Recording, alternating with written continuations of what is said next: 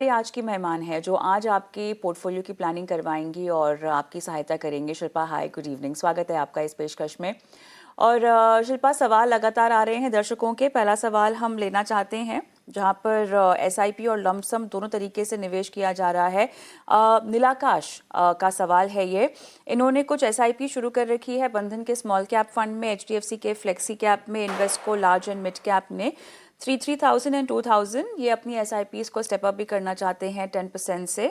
और 18 से 20 साल का इनका जो है टाइम होराइजन है, लेकिन पिछले 4 साल से इन्होंने निवेश की शुरुआत कर रखी है। कुछ लमसम भी इनका निवेश है। ट्रस्ट के स्मॉल कैप फंड में 3 लाख रुपए, एचडीएफसी मिड कैप में 3 लाख रुपए और उसके बाद एसबीआई के गोल्ड फंड में 2 लाख रुपए लमसम निवेश किया हुआ है। लमसम निवेश कब से कर रहे हैं वो नहीं पता, लेकिन फिलहाल ये अमाउंट है।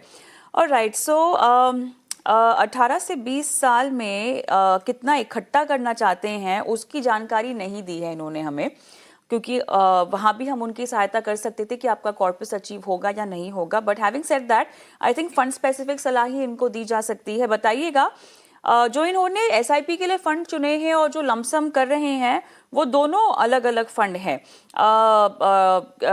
अलग अलग एएमसी के फंड हैं, मार्केट कैप्स रिपीट कर रहे हैं ये लोग। ये अब बताइएगा कहाँ से निकला जाए और कहाँ कैसे बैलेंस किया जाए। कविता जी, आपके शो पे बुलाने के लिए धन्यवाद। नीलाकश जी को एक तो मैं बधाई देना चाहूंगी कि वो 4 साल से निवेश कर रहे हैं कंसिस्टेंटली, तो ये एक बहुत अच्छी बात है। अगर हम टोटल अमाउंट देखें कविता, तो इनका 8,000 पर मंथ अमाउंट एसआईपी निकल के आता है। और इसके अलावा ये जो लमसम अमाउंट्स इनके ऑलरेडी पार्क्ड हैं, वो टोटल 8 लाख बनते हैं हमारे। 6 लाख हमारे इक्विटी फंड्स में और 2 लाख एसबीआई गोल्ड फंड में। तो अभी इनके पास इनकी 20 साल की अवधि है, तो 16 साल और बाकी है। तो 8,000 की एसआईपी अगर वो कायम रखें और उसे 10% से स्टेप अप करें हर साल, तो ये जो अमाउंट है प्लस ये 8 लाख जो ऑलरेडी इनके पड़े हैं, ये कुल मिला के 1.24 करोड़ तक पहुंच सकते हैं 16 साल में। इसमें से कुछ 80 लाख इनकी एसआईपी से बन के आएगी और 45 लाख इनके करंट इन्वेस्टमेंट से आएंगे। अभी मेरा कहना है कि इनकी पोर्टफोलियो में मिड कैप और स्मॉल कैप की एक्सपोजर थोड़ी ज्यादा है। और ये याद रखिएगा कि मिड और स्मॉल कैप का जो जोखिम है ये लार्ज कैप से काफी ज्यादा होता है। मिड और स्मॉल कैप में स्नूज पीरियड यानी कि 2-3 साल ऐसे होते हैं जहां नेगेटिव रिटर्न या ऑलमोस्ट जीरो रिटर्न आता है, और फिर इनकी रिटर्न अचानक इनकी अपसाइड हमें दिखती है। तो ये देखा जाए तो इनकी वॉलेटिलिटी काफी ज्यादा है इनकी एसआईपीज में। बंधन स्मॉल कैप है और एचडीएफसी फ्लेक्सी कैप के थ्रू भी लार्ज स्मॉल और मिड कैप तीनों का इनको एक्सपोजर मिल रहा है। और इन्वेस्को में भी इन्होंने लार्ज एंड मिड कैप दोनों का एक्सपोजर ले रखा है।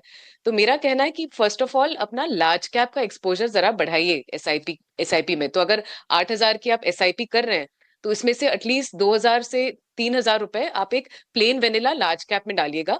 आप एक निफ्टी निफ्टी 50 इंडेक्स या निफ्टी 100 इंडेक्स फंड चुन सकते हैं, जैसे कि डीएसपी का निफ्टी 50 इंडेक्स फंड या तो एचडीएफसी का निफ्टी 100 इंडेक्स फंड। इनमें से कोई एक चुन सकते हैं। इसके अलावा मैं कहूंगी कि एचडीएफसी कायम रखिए। ये एक अच्छा फंड है जिसमें आपको लार्ज कैप का भी एक्सपोजर मिल रहा है और साथ में मिड और स्मॉल कैप का भी।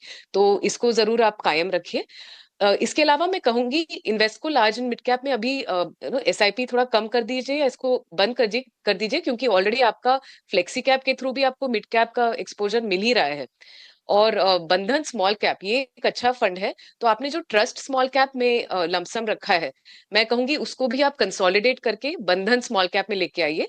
और बंधन स्मॉल कैप में एसआईपी चालू रखिए, लेकिन अभी फिलहाल 3,000, आपके 8,000 में से 3,000 की एसआईपी बंधन स्मॉल कैप में हो रही है। इसको आप कम कीजिए, इसको आप 10% तक लाइए, उससे ज्यादा आपको स्मॉल कैप में करने की जरूरत नहीं है।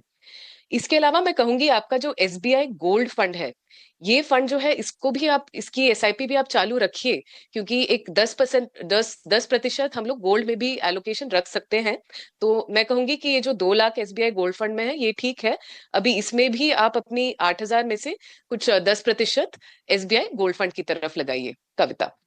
चलिए, तो कुल मिला के ये सिचुएशन है आपके निवेश की। और नीलाकाश जी, अगर आप हमें सुन भी सकते हैं, तो अगर आपको कॉर्पस स्पेसिफिक सलाह चाहिए, अगर आपने कोई टारगेट फ्रेम कर रखा है जहन में, तो वो भी हमें डिटेल्स भेजिएगा ताकि हम बता पाएं कि वो अचीव होगा या नहीं होगा इस निवेश से। लेकिन बदलाव जो बताए जा रहे हैं उसको ज़रूर ही अमल में लाइएगा। शिल्पा, अगला सवाल सुकुमार अदक जी का हम लेंगे। आर्मी ऑफिसर हैं ये, और ये कह रहे हैं कि 13 साल में 2 करोड़ चाहिए। पोर्टफोलियो वैल्यू फिलहाल इनकी 19 लाख के आसपास है। 15,000 की एसआईपी कर रहे हैं। पराग पारेख का फ्लेक्सी कैप, कोटक का मल्टी कैप, मोतीलाल ओसवाल का मिड कैप, निप्पॉन इंडिया का स्मॉल कैप, कनाडा बैंक का लार्ज मिड कैप भी इनके पास है। और ये इनका लक्ष्य कैसे पूरा होगा, ये आप ज़रा बताइएगा। इन्होंने समय काफ़ी दिया है, लेकिन मुझे नहीं पता कि 2 CR अभी की करंट वैल्यू बता रहे हैं या 13 साल के बाद इनको 2 CR चाहिए, बिकॉज उस लिहाज से देखा जाए तो इन्हें अपना टारगेट थोड़ा सा बढ़ा रखना पड़ेगा अगर इनको 2 करोड़ रुपए चाहिए होंगे 13 साल में। बट फंड स्पेसिफिक अगर हम देखें तो इसको भी हम स्ट्रीमलाइन कर सकते हैं क्या?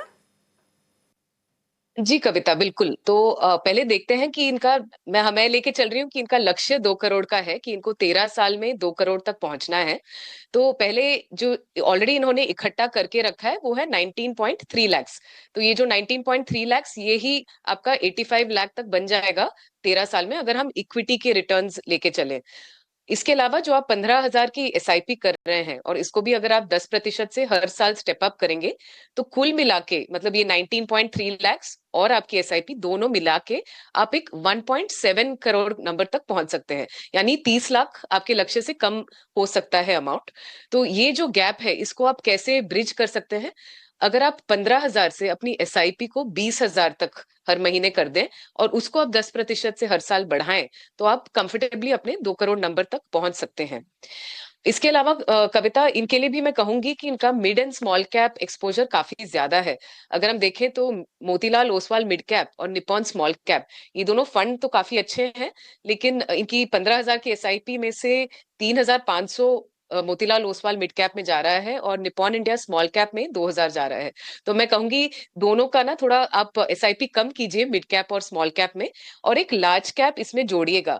वापस एक निफ्टी 50 या निफ्टी 100 का इंडेक्स फंड आप देख सकते हो।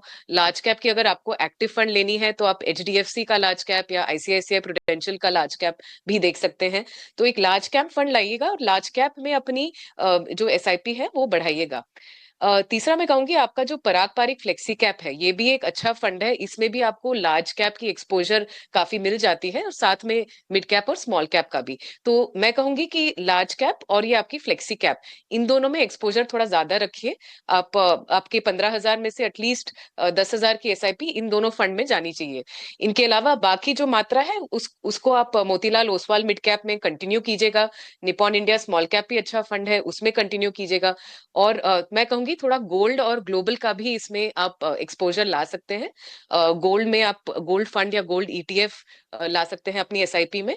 और ग्लोबल इक्विटी की बात करें तो एक डीएसपी का यूएस स्पेसिफिक फंड है। फ्रैंकलिन का भी एक यूएस अपॉर्चुनिटीज फंड आता है। इसके अलावा एडलवाइस का एक यूरोप डायनामिक फंड है। तो थोड़ा ग्लोबल भी देखिएगा कैसे आप एक्सपोजर ला सकते हैं। कविता। एक और सवाल लेंगे, और ये सवाल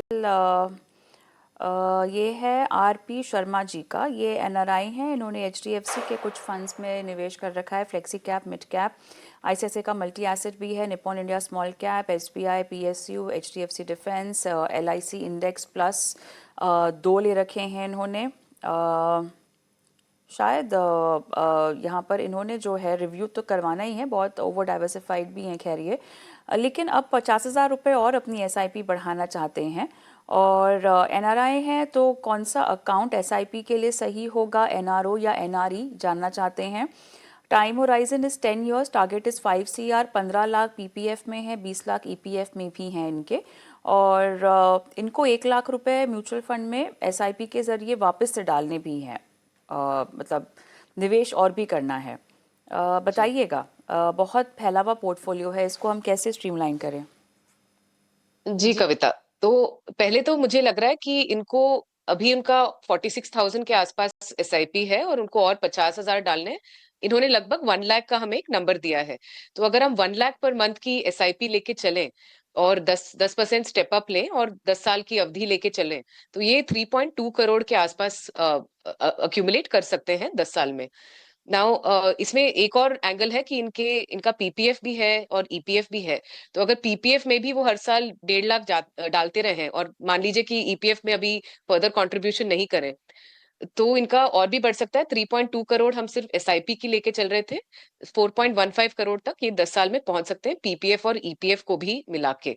तो लेकिन अगर इनको 5 करोड़ तक पहुंचना है 10 साल में, तो इनको एसआईपी की वैल्यू बढ़ानी पड़ेगी, 1.3 लाख पर मंथ तक एसआईपी इनको करनी पड़ेगी। अब आते हैं ओवर डाइवर्सिफिकेशन की बात पे।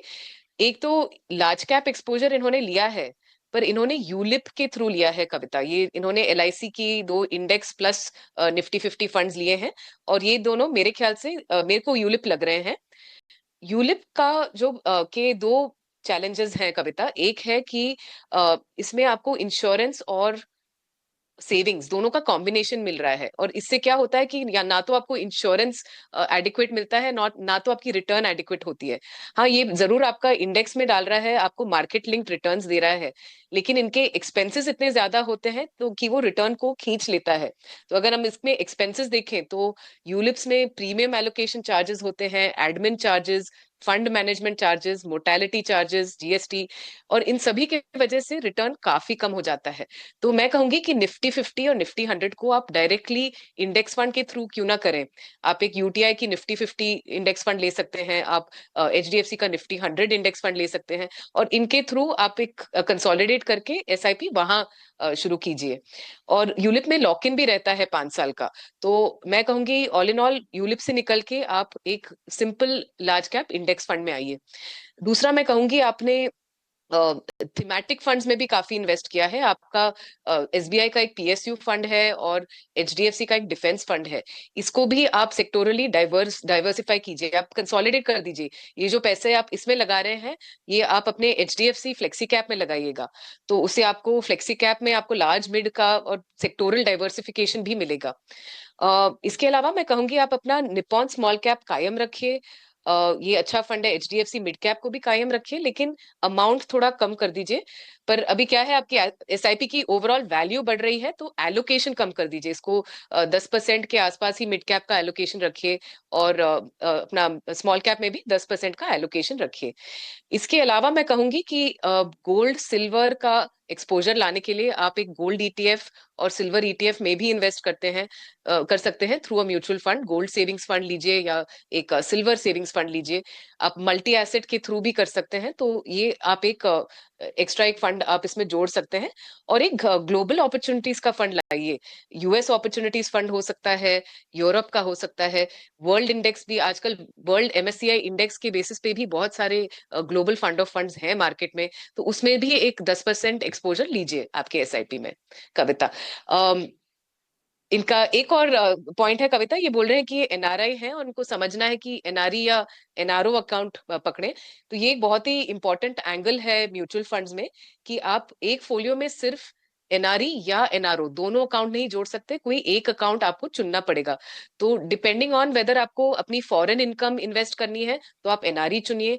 अगर कोई डोमेस्टिक इनकम है, मान लीजिए आपका आपका कोई घर का रेंटल इनकम है, उसको आपको इन्वेस्ट करना है, तो आप जरूर अपना एनआरओ अकाउंट चुनिए। और राइट, चलिए इसी के साथ समय समाप्त हुआ। शिल्पा, शुक्रिया आज जुड़ने के लिए और दर्शकों की लाइफ फाइनेंशियल प्लानिंग करने के लिए। और तमाम दर्शकों को बता दें कि नंबर्स भी आपके स्क्रीन पे फ्लैश हो रहे हैं, व्हाट्सएप नंबर फ्लैश हो रहा है, अपने सवाल भेज सकते हैं, यूट्यूब पर देख रहे हैं तो कमेंट बॉक्स में सवाल डाल सकते हैं। दीजिए इजाजत, नमस्कार।